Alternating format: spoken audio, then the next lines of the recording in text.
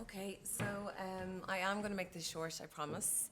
Um, I work for Headway, and our motto is to bring positive change into the lives of those affected by acquired brain injury. And Headway would have been one of the groups that worked with the Clean Coast project, and we would have done a beach cleanup for the last couple of years in Bull Island. So I'm just going to give a bit of information about what we do. So we were founded in 1985 as a support group, and we're funded by the HSE. We've got services in Dublin, Cork, Kerry, Limerick, Carlow. We're a registered charity for fundraising purposes. We don't charge, and last year we offered services to over 1,100 people, 668 people who had an acquired brain injury. So just what is an acquired brain injury? It is any sudden damage to the brain sustained during a person's lifetime. And the main causes would be a stroke, actually, interruption to the brain blood supply, blow to the head is another one, TBI, road traffic accident, assault, a heart attack, brain deprived of oxygen, viral damage, and brain tumour removal. And these are our main services. So we provide groups, peer support and workshops, brain injury education. We've got an information helpline. We provide employment support, community reintegration, psychology, family support, and rehabilitation services, including training and day services. And I work in the day service section, and I would have brought the clients on the Clean Coast cleanup for the last couple of years, and that's where we're based. And why are our services needed? So brain injury, it can happen to anyone, among our clients, we've ex-convicts to doctors. It's a great leveler. Brain injury is lifelong and hidden. It affects people's sense of self and identity, their ability to work, maintain relationships, live independently, fulfill meaningful roles, and take part in our local community. So what we find with our clients is that they have their brain injury, they might be in hospital for a couple of months, then they come out of hospital, and unless they have something to go to or something to do, like return to a job or return to college, it can be a very isolating experience, not having meaningful activity, and that's what I'm going to talk a bit about. So just what people need for quality of life. Obviously, these are all the areas that are affected by people when they have a brain injury. So mobility can be affected, independent living skills, cognitive function, so memory, motivation, attention, emotional well-being. So a lot of our clients would have difficulties with their emotions, with depression, anxiety, behavioral control. People's personalities can change with a brain injury, and as a result, behavior can change as well. Communication, so how people communicate is another major issue for people after a brain injury. So people can develop aphasia, speech difficulties, difficulties with understanding speech as well. And social skills would be another one. So how do we help? So we offer a client-centered and holistic service.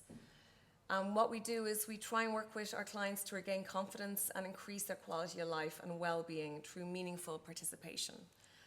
So like I was saying, a lot of our clients might not be ever able to return to work. But like all of us, we all have an innate need to be part of something and to be involved with something. And that is something that we try and work with our clients.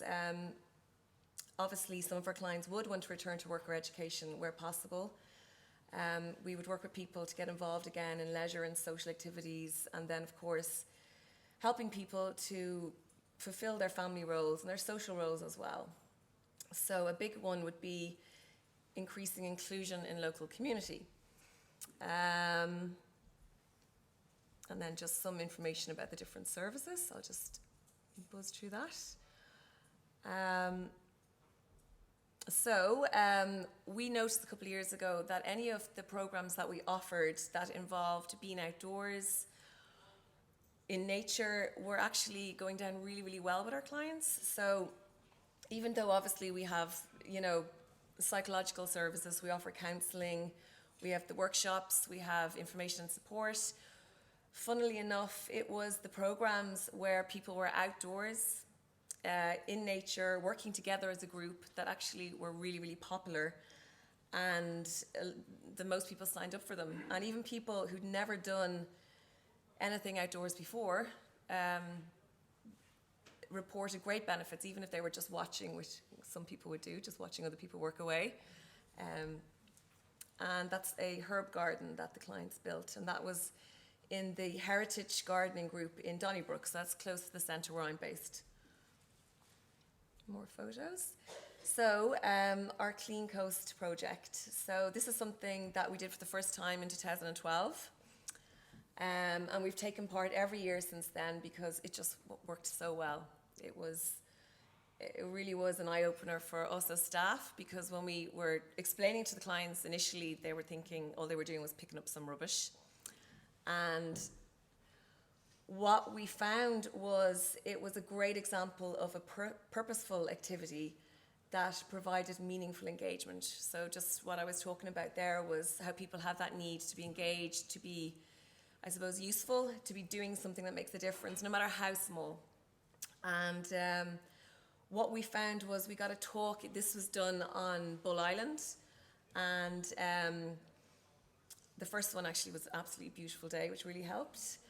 And we got a talk in the interpretive centre first, which actually was key to the success of the cleanup, because the talk really linked in the meaning of what we were doing, and it went into obviously the effect that the pollution has on the natural coastline and the fauna and wildlife, and that made a great impact on the clients and the staff, I have to say.